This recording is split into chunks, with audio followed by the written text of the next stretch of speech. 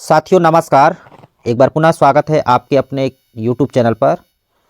पिछली वीडियो पर पार्ट 1 में हमने 50 प्रश्नों के आंसर चेक किया था। इस वीडियो पर हम आगे के प्रश्नों को चेक करेंगे। जो हमारे साथी नए होंगे उनकी जानकारी के लिए बता दें कि साथियों 18 दिसंबर 2024 को आदिम जाति तथा अनुसूचित जाति विकास बैकुंठपुर जिला कोरिया छत्तीसगढ़ द्वारा संचालित संघ राज्य लोक सेवा आयोग द्वारा आयोजित सिविल सेवा परीक्षा 2024-25 की तैयारी करवाने हेतु छात्र छात्राओं से परीक्षा ली गई है, प्री चयन परीक्षा ली गई है और उसी का ये प्रश्न पत्र है। तो पार्ट 1 में हमने 50 क्वेश्चनों का आंसर देखा था। आज हम आगे के क्वेश्चनों को देखने वाले हैं। टोटल 100 क्वेश्चन का प्री एग्जाम हुआ था और उन्हीं प्रश्नों को आंसर हम इस वीडियो पर देखने वाले हैं। तो आप इस दृष्टि से वीडियो देखें जो कि आगामी परीक्षा की दृष्टि से आपके लिए हेल्पफुल हो, तो काफ़ी मज़ा आने वाला है क्योंकि बहुत सारी जानकारी आपको मिलने वाली है। तो चलिए हम बिना देर किए आगे के प्रश्नों का आंसर देखते हैं। तो 51 से हम शुरू करेंगे। 50 क्वेश्चन को हमने पार्ट 1 में देख लिया था। तो 51 जो क्वेश्चन है, पूछा गया था कि ईस्ट इंडिया कंपनी के व्यापारिक अधिकार ईस्ट इंडिया कंपनी के व्यापारिक एकाधिकार को किस चार्टर एक्ट द्वारा समाप्त किया गया। तो इसका सही जवाब होगा ऑप्शन नंबर ए 1813 के चार्टर एक्ट। इसका करेक्ट आंसर होने वाला है। साथियों ईस्ट इंडिया कंपनी के जो व्यापारिक एकाधिकार को समाप्त किया गया था वो चार्टर एक्ट 1813 में किया गया था। तो इससे संबंधित कुछ महत्वपूर्ण फैक्ट हैं जिसको जानना अति आवश्यक है आगामी परीक्षा की दृष्टि से। चार्टर एक्ट 1813 ने चाय, अफीम और चीन के साथ व्यापार को छोड़कर ईस्ट इंडिया कंपनी के व्यापारिक एकाधिकार को खत्म कर दिया था। साथ ही साथ चार्टर एक्ट 1833 ने चीन के साथ व्यापार में एकाधिकार और भारत में चाय के व्यापार में एकाधिकार को खत्म कर दिया था। तो आपको याद रखना है कि ईस्ट इंडिया कंपनी के व्यापारिक एकाधिकार को चार्टर एक्ट 1813 में समाप्त किया गया था। चलिए नेक्स्ट क्वेश्चन देखेंगे। हमारा नेक्स्ट क्वेश्चन है 52। भारतीय संविधान की 5वीं अनुसूची संबंधित है। तो दोस्तों इसका सही जवाब है ऑप्शन नंबर डी, संपूर्ण भारत के अनुसूचित जनजाति के लिए प्रशासन से। तो ये अनुसूचित जनजाति संबंधित है। 5वीं अनुसूची अनुसूचित जनजाति के से संबंधित है। ऑप्शन नंबर डी इसका करेक्ट आंसर है। दोस्तों इम्पोर्टेंट फैक्ट की बात करें 5वीं अनुसूची की, तो भारतीय संविधान की 5वीं अनुसूची अनुसूचित क्षेत्रों और अनुसूचित जनजातियों के प्रशासन और नियंत्रण से जुड़ी हुई है। यह अनुसूची असम, मेघालय, त्रिपुरा और मिजोरम को छोड़कर बाकी सभी राज्यों पर लागू होती है। आपको याद रखना है। और इस अनुसूची से जुड़ी कुछ खास बातें हैं जिसको जानना है। 5वीं अनुसूची के तहत आने वाले क्षेत्रों में राज्य के राज्यपाल के पास आदिवासी आबादी की सुरक्षा के लिए विशेष अधिकार और जिम्मेदारी होती है। इन क्षेत्रों में राज्य सरकार के विधानमंडल के कृत्यों के प्रभाव को रोकने के आदेश जारी करने का अधिकार राज्यपाल के पास होता है। और अनुसूचित क्षेत्रों में रहने वाले राज्यपाल को हर साल या जब राष्ट्रपति चाहे उस क्षेत्र के प्रशासन की रिपोर्ट देनी होती है। राष्ट्रपति इन क्षेत्रों के प्रशासन से जुड़े मामलों में राज्य को निर्देश दे सकते हैं। तो ये महत्वपूर्ण फैक्ट है। तो इसका option number D correct answer है। चलिए नेक्स्ट क्वेश्चन देखते हैं। 53। भारतीय संविधान का मौलिक अधिकार किस देश से प्रेरित है। तो इसका सही जवाब है option number C, bill of rights America, यानी संयुक्त राज्य अमेरिका से प्रेरित है। दोस्तों चलिए नेक्स्ट क्वेश्चन देखते हैं। निजाता का अधिकार भारतीय संविधान के किस अनुच्छेद से संबंधित है। तो इसका सही जवाब है अनुच्छेद 21। अनुच्छेद 21। तो आइए कुछ इंपॉर्टेंट फैक्ट देख लेते हैं। अनुच्छेद 21 क्या कहता है। साथियों भारतीय संविधान के अनुच्छेद 21 के तहत निजाता का अधिकार यानी जीवन और व्यक्तिगत स्वतंत्रता के अधिकार का एक हिस्सा है। और साल 2017 में माननीय सुप्रीम कोर्ट के न्यायमूर्ति के.एस. पुट्टस्वामी बनाम भारत संघ मामले में सर्वोच्च न्यायालय ने निजाता के अधिकार को मौलिक अधिकार घोषित किया था। इस मामले में न्यायालय ने माना था कि निजाता मानव गरिमा के लिए जरूरी है। आप समझ गए होंगे दोस्तों। तो ऑप्शन नंबर ए इसका सही जवाब है। चलिए नेक्स्ट क्वेश्चन देखते हैं 55। वीडियो थोड़ा लंबा जरूर होगा दोस्तों, लेकिन आपको महत्वपूर्ण जानकारी मिलेगी आगामी परीक्षा की दृष्टि से। अगला प्रश्न है, संसदीय सचिव को शपथ कौन दिलाता है? तो संसदीय सचिव को जो शपथ दिलाते हैं मुख्यमंत्री दिलाते हैं। इसका option number C correct answer है। चलिए नेक्स्ट क्वेश्चन देखते हैं। सर्वोच्च न्यायालय में सबसे लंबी अवधि के लिए मुख्य न्यायाधीश इनमें से कौन थे? तो इसका सही जवाब है यशवंत विष्णु चंद्रचूड़। इसके सही जवाब हैं दोस्तों, option number A correct answer है। चलिए नेक्स्ट क्वेश्चन देखते हैं। वित्त आयोग का गठन भारतीय संविधान के किस अनुच्छेद में वर्णित है? तो इसका सही जवाब है ऑप्शन नंबर डी। ठीक है दोस्तों, ऑप्शन नंबर डी अनुच्छेद 280। अनुच्छेद 280 वित्त आयोग का गठन भारतीय संविधान के से वर्णित है। चलिए नेक्स्ट क्वेश्चन देखते हैं। वर्तमान में मान्यता प्राप्त राष्ट्रीय दलों की संख्या कितनी है? तो भारत निर्वाचन आयोग के द्वारा 23 मई 2024 के अनुसार भारत में 6 राष्ट्रीय दल मान्यता प्राप्त हैं। तो इसका option number B correct answer है। अगला प्रश्न देखते हैं। कंप्यूटर का चिप बना होता है, तो इसका सही जवाब है silicon. Option number A is the correct answer 59। चलिए नेक्स्ट क्वेश्चन देखते हैं। खाने का सोडा का रासायनिक नाम क्या है? तो खाने का सोडा का रासायनिक नाम है सोडियम बाइकार्बोनेट। इसका सही जवाब है ऑप्शन नंबर बी। अगला प्रश्न देखते हैं। छत्तीसगढ़ी व्यंजन पपची का स्वाद कैसा होता है? तो पपची का स्वाद मीठा होता है। Option number C is the correct answer 61। चलिए नेक्स्ट क्वेश्चन देखते हैं। खोरवा का मतलब होता है? तो दोस्तों खोरवा गली खोरी आपने सुना होगा, गली खोरी। ठीक है, सकरा जो गली होता है, सकरा रास्ता होता है, उसको गली बोला जाता है और खोरी भी बोला जाता है। तो इस तरीके से option A is the correct answer of 62। चलिए नेक्स्ट क्वेश्चन देखते हैं। भोरहा का अर्थ है? भोरहा, तो भोरहा का अर्थ है भ्रम। ठीक है, भोरहा का अर्थ है भ्रम। ऑप्शन नंबर डी इसका सही जवाब है। तो आप देखते हैं नेक्स्ट क्वेश्चन 64। समूहवाचक संज्ञा है? तो समूहवाचक संज्ञा उसे कहते हैं दोस्तों जो किसी समूह को दर्शाता है, समूह को वर्णित करता है। इसका सही जवाब है ऑप्शन नंबर बी। तो देखिए फलदार, वजनदार, खरीददार, तो इस तरीके से ये समूह को इंगित करता है। तो option number E, option number B इसका सही जवाब है। अगला प्रश्न है 65। अमसुर से में प्रत्यय है? तो प्रत्यय किसे कहते हैं दोस्तों?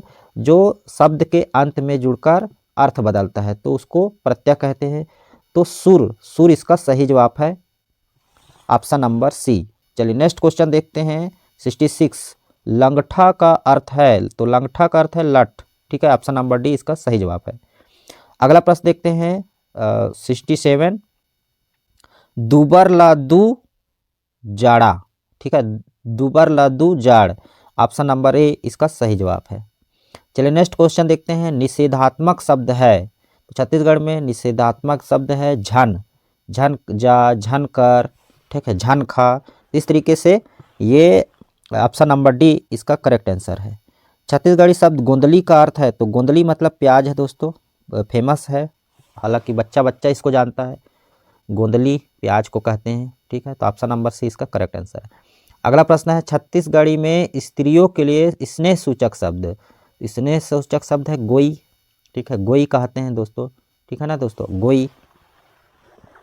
अगला प्रश्न है छात्राज्ञा व्यंजन कहलाते हैं? 67 छात्राज्ञा व्यंजन कहलाते हैं। तो ये दोस्तों संयुक्त व्यंजन है। ठीक है, तो व्यंजन को प्रमुख रूप से 4 भागों में बांटा गया है, जहाँ पर दिया गया है। जैसे देखें स्पर्श व्यंजन, जैसे का खा गा घा च छ ज झ, ये इस तरीके से स्पर्श व्यंजन है। अंतस्थ व्यंजन है या रा लावा, उस व्यंजन सा सा हा, इस तरीके से 4 भागों में बांटा जाता है। तो इस तरीके से संयुक्त व्यंजन छात्राज्ञा, इसका सही जवाब है ऑप्शन नंबर डी, आपको याद रखना है। कभी कभी इस प्रकार से पूछता भी है कि अंतस्थ व्यंजन में कौन कौन से आते हैं। तो या रा लावा आपको याद रखना है। उस व्यंजन में सा सा, ठीक है, सा और हा, इस तरीके से ये उस व्यंजन है दोस्तों। ठीक है, संयुक्त व्यंजन छात्राज्ञा। चलिए नेक्स्ट क्वेश्चन देखते हैं। अवधि और अवधि का अर्थ क्या है? अवधि मतलब समय और अवधि एक भाषा है दोस्तों। ठीक है, जो कि ब्रिज भाषा। इस तरीके से option number A is the correct answer of 72। Next question देखते हैं 73। गूंगा का विलोम शब्द है? तो गूंगा मतलब बोल नहीं सकता है। तो वाचक जो बोलता है, ठीक है। तो इस तरीके से ऑप्शन नंबर ए इसका सही जवाब है। विद्यालय शब्द में संधि है, तो देखिए संधि को तीन प्रकार के होते हैं, स्वर संधि, व्यंजन संधि, विसर्ग संधि। और जो स्वर संधि है उसको 5 भागों में बांटा गया है। तो पहला तो हो गया दीर्घ स्वर संधि, ठीक है। तो वृद्धि संधि, गुण संधि, यड़ संधि और अयादि संधि, 5 भागों में बांटा गया है स्वर संधि को। तो इसका सही जवाब है दीर्घ संधि। दीर्घ संधि की पहचान है आ और आ, ठीक है। बड़ा आ, जिस प्रकार से बड़ा आ की मात्रा विद्यालय, तो विद्यालय शब्द है दीर्घ संधि। इसका सही जवाब है ऑप्शन नंबर डी।